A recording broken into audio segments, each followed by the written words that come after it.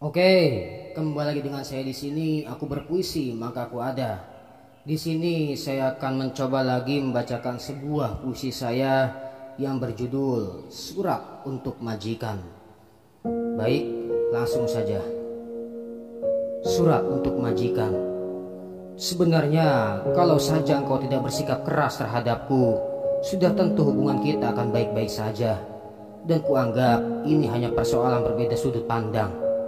Seperti Laila, mungkin bagimu dia adalah perempuan yang jelek rupanya, tapi bisa saja mungkin bagiku dia sangat cantik jelita.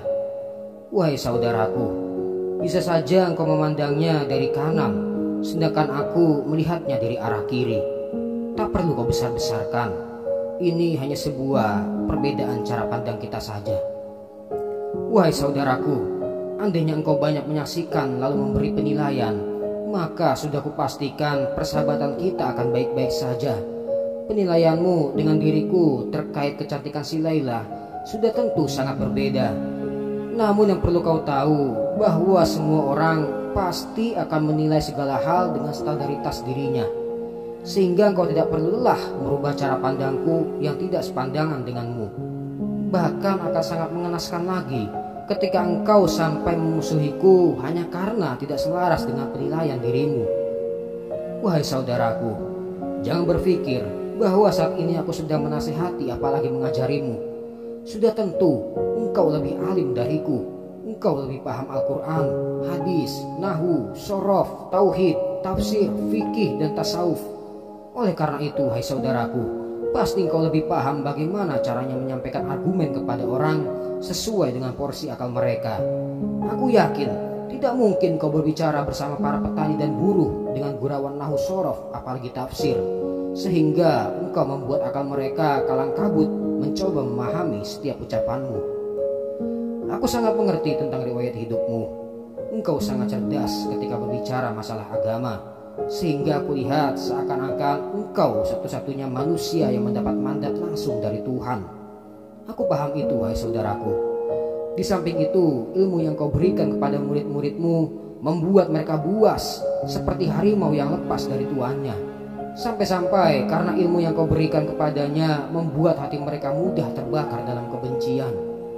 Wahai saudaraku, bukankah hakikat ilmu itu untuk menyembuhkan luka di dada, mewarasi mereka yang hilang akal sehatnya, menyembuhkan hati yang sudah dijangkit kebencian? Wahai saudaraku, engkau telah mengenalkan aku kepada Tuhanmu. Kau seringkali berkata, Man arafa nafsahu faqad arafa rabbahu. Engkau mengajarkanku caranya beribadah dengan khusyuk, caranya sujud yang benar. Akan tetapi wahai sahabatku, bukankah beribadah yang khusyuk itu dapat menyelesaikan segala permasalahan hidup, termasuk permasalahan kita? Juga dapat memancarkan cahaya yang menerangi angkara, menyuapi mereka dengan suapan-suapan cinta. Wahai saudaraku, aku bersujud saja dan merasa bahwa aku budak dan tahu siapa yang menjadi majikanku.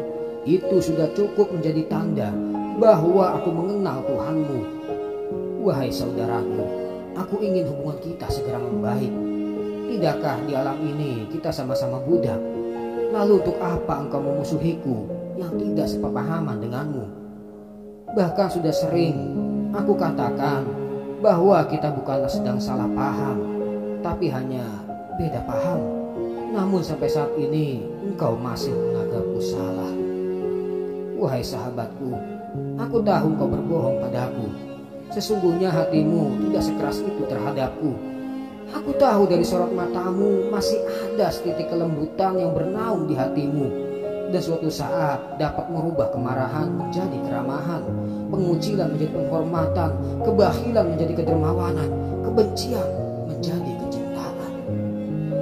Untuk itu, wahai sahabatku, aku tulis surat permohonan kepada majikanmu yang berisi supaya kita dijadikan budak yang merdeka pola pikirnya, sehingga kita bisa saling mengkritik dengan solusi, bukan dengan dengki, menerima pendapat bukan mengajak berdebat, merangkul bukan memukul, mencintai bukan menaruh benci, dan memeluk bukan mengutuk. Pesan terakhirku untukmu, hai sahabatku, Jika di tengah perjalanan surat permohonan ini terjatuh atau tidak sampai kepada majikanmu, maka antarkanlah surat permohonan ini, karena aku tahu engkau lebih mengenal majikanmu daripada diri.